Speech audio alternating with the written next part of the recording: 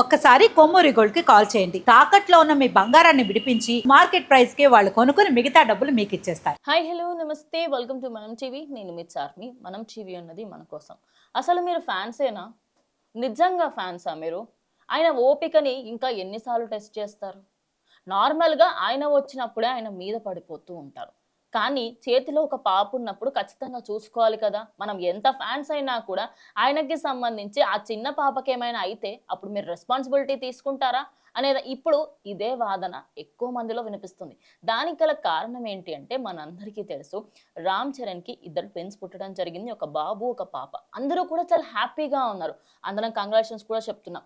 కానీ Apollo hospital దగ్గర ఎప్పుడైతే చిరంజీవి గారు ప్రెస్ మీట్ పెట్టారో అప్పటికే చాలా మంది అక్కడికి వచ్చి చిరంజీవి గారిని అదే విధంగా రామ్ చరణ్ని చూడాలి అని చెప్పేసి అనుకున్నారు. సరే ఓకే, మీ ఫ్యాన్స్కి ఎవరు అడ్డు చెప్పరు. కానీ ఆయనకి సంబంధించి ఎప్పుడైతే ఆ ప్రెస్ మీట్ కంప్లీట్ అయిందో అక్కడికి అపోలో హాస్పిటల్ దగ్గరికి ఎప్పుడైతే రామ్ చరణ్ క్లింకారాతోని వచ్చారో కథం అక్కడ పరిస్థితులు కనీసం బాడీ గార్డ్స్ పక్కకు పెట్టండి, అదే విధంగా అక్కడ ఉండే పోలీసులను పక్కకు పెట్టేసేయండి, ఆయనకి సంబంధించిన బాడీ గార్డ్ చుట్టుపక్కన ఉన్నా కూడా వాళ్ళని కూడా తోసేసే విధంగా అక్కడ ఫ్యాన్స్ అయితే రావడంతో క్లింకార ఆయన భుజం పైన ఎత్తుకొని తీసుకువెళ్తున్నాడు.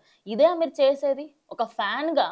ఇది ఫస్ట్ టైం కాదు. ఆయన ఒకసారి ఏదో సభకి వెళ్ళినప్పుడు కూడా ఆయన మీద పడిపోతున్న ఏ రోజు ఫ్యాన్స్ని ఒక్క మాట అన్న మనిషి కాదు ఆయన. ఎందుకంటే ఆయనకి ఫ్యాన్సే దేవుళ్ళని ప్రతి ప్రెస్ మీట్లో చెప్తారు.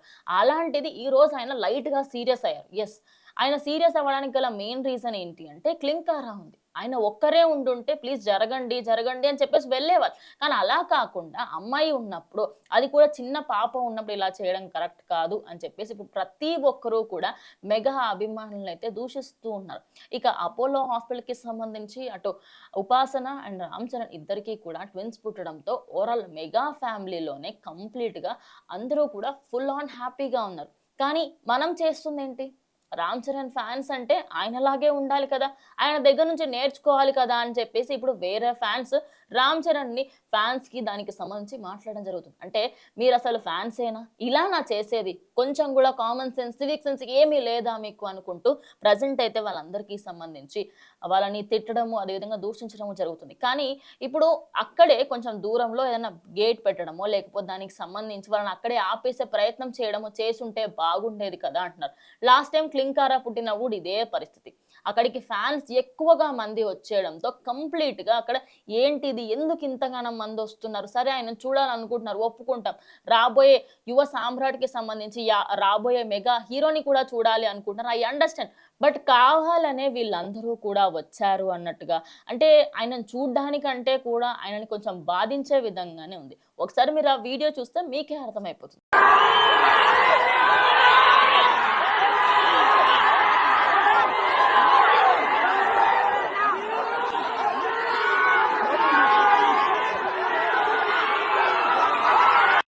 సో చూసారు కదా, ఆ వీడియో చూసిన తర్వాత మీకేం అనిపించిందో ఖచ్చితంగా కమెంట్ చేయండి. ఇది ఇవాళ వీడియో. ఇంకో వీడియోతో మళ్ళీ కలుస్తాం. స్టే ట్యూన్ టు మనం టీవీ.